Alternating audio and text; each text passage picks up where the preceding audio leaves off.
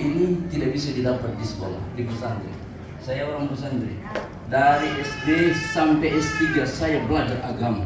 Tetapi begitu suatu saat saya mengalami titik klimaks kegelisahan psikologi. Kenapa saya beragama tetapi seakan-akan saya tidak beragama? Ilmu agama yang saya pelajari ini tidak mengantar saya sampai kepada sang pemilik ilmu. Ayat mengatakan ala bidzikrillahi tatmainnul qulub. Hatimu akan tenang ketika engkau mengingat Allah setiap saat sholat. Dan sholat adalah bagian dari keseluruhan itu zikrullah. Tetapi kenapa ketika keluar sholat tidak pernah tenang hati? Apakah agama ini yang salah atau cara beragama saya yang kurang tepat? Saya berusaha mencari. Ternyata sumbernya adalah hati, dan hati ini hanya bisa ditenangkan oleh ilmu Bapak Ibu, kalau ilmu jali kita butuh guru, bahkan boleh kita cari sendiri. Apalagi ilmu khafi.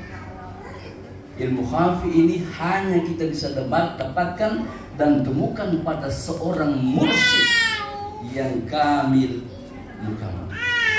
Kenapa saya ada di sini?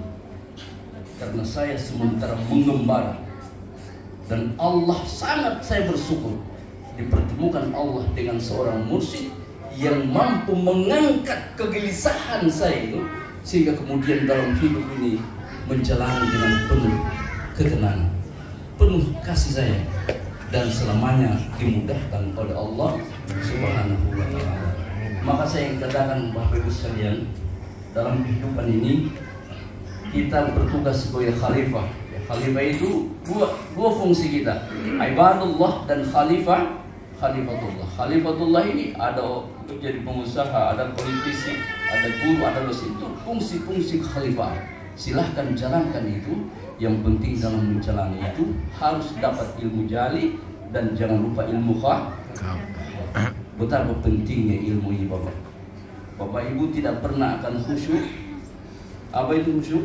Padam seluruh keinginan pada selain Allah. Begitu kita Allah, saat itu khatar selain Allah terkunci. Pikiran dan perasaan kita hanya menghadap pada ahadits. Itu hanya diperoleh bagi mereka yang mengkandungi ilmu khafi di bawah bimbingan seorang mursyid yang kamil.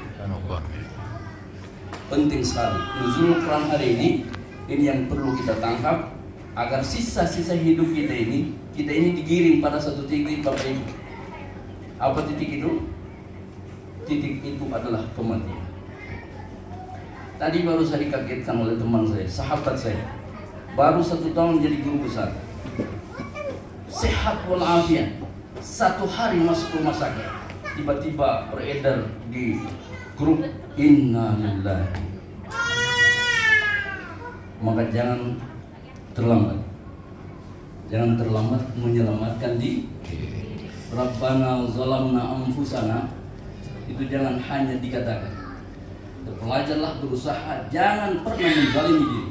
Salah satu bentuk penzaliman diri itu ketika kita tidak berikhtiar menyelamatkan hati kita dengan cara mendapatkan ilmu khafi dari seorang pembimbing yang kamil mukammal. Saya kira ini yang bisa saya sampaikan. Saya mohon maaf bila ada hal yang kurang, dan pasti banyak yang kurang.